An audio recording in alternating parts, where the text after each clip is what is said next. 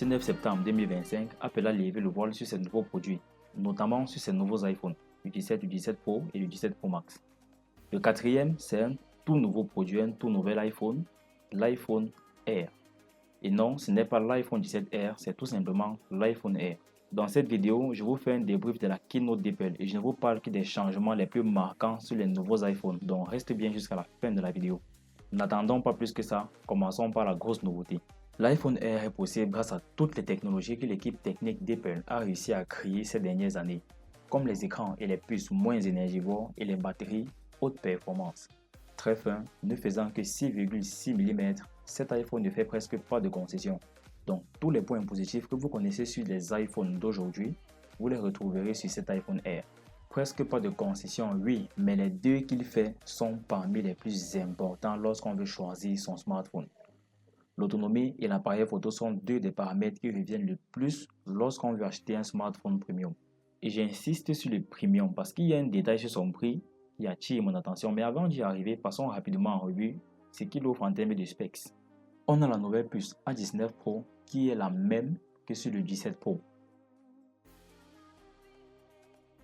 Cadre en titane disponible en 4 coloris qui sont le noir, le blanc, l'or et le bleu ciel. Écran ProMotion de 6,5 pouces donc qui va de 1 à 120 Hz de refresh rate. 3000 nits de luminosité maximale, donc ce sera assez aisé de le manipuler même en extérieur. Glace avant et arrière en Ceramic Shield 2. Nouvelle puce de connectivité sans fil Apple N1 permettant d'avoir du Wi-Fi 7, du Bluetooth 6. Il prend 2 eSIM, donc plus de SIM physique, pas de SIM physique en tout cas sur ce modèle-ci. Ceci en tant qu'utilisateur, vous ne le remarquerez presque pas, surtout si vous avez déjà un iPhone très récent. Mais l'iPhone Air fera tout pareil, mais de manière plus efficiente. Vous avez remarqué qu'on parle principalement de sauvetage de batterie, de gain d'énergie, d'efficience, bref, d'autonomie. Et que les améliorations sont surtout faites pour préserver cette petite et fine batterie de moins de 3000 mAh qui devrait tenir au max la journée. Ça c'est en théorie, mais je suis sûr que les gars nous ont sorti un nouvel iPhone 13 en termes d'autonomie. Avec tout le respect que j'ai pour l'iPhone 13, ce modèle représente quand même 16% des iPhones utilisés actuellement dans le monde. Eux-mêmes ils le savent, donc ils ont sorti une batterie MagSafe dédiée au 17R. Ça c'est un message qu'il ne faut pas négliger, c'est clair comme de l'eau de roche. Ça c'était le premier point négatif. Et le deuxième c'est l'appareil photo. Il fera certes tout ce que vous voulez en termes de qualité, mais à condition et uniquement à condition que vous soyez loin ou très proche de l'objectif.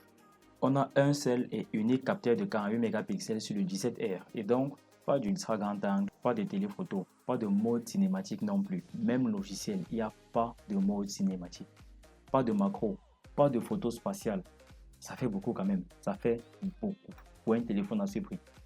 La caméra avant, quant à elle, s'améliore et passe à 18 mégapixels. Logiquement, on devrait avoir une meilleure qualité. Nouvelle fonctionnalité, on peut maintenant utiliser les deux modules photo avant et arrière en même temps. C'est très bien pensé, mais les fois où ce serait utilisé, la batterie ne va pas en revenir.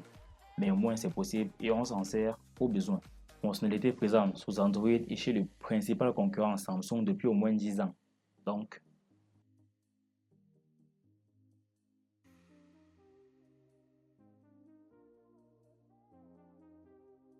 cet iPhone Air coûte donc au lancement 1229 € en 256 Go. Pour que vous compreniez bien où se trouve le problème, le 17 Pro, au lancement à stockage équivalent, c'est 1329 €. 100 € d'écart seulement entre les deux.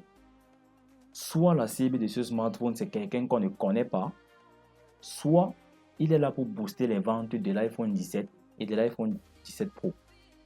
Parce que lorsque tu vas regarder le 17, tu vas te dire ça sert à quoi d'aller taper plus haut alors que le 17 est largement suffisant, si tu en as les moyens bien sûr. Et quand tu vas regarder le 17 Pro, tu vas regarder le 17S, 100 € d'écart, mais mieux tu prends le Pro, c'est évident. D'autant plus que faible autonomie, ce n'est même pas à discuter. Deuxièmement, pour booster l'autonomie, tu vas devoir mettre une batterie MagSafe qui va alourdir le téléphone et qui va donner la même épaisseur qu'un 17 Pro. Donc ça perd totalement l'intérêt. Donc tu vas juger mieux de prendre le 17 Pro et on sait tous les marges folles qui peuvent se faire sur chaque smartphone. Donc je ne suis pas sûr que la cible du smartphone existe. Donc ce serait un flop comme le S25 Edge. ce serait un flop. J'ai évoqué les iPhone 17 et 17 Pro, je t'en parle dans la vidéo suivante. Donc abonne-toi pour ne pas la manquer.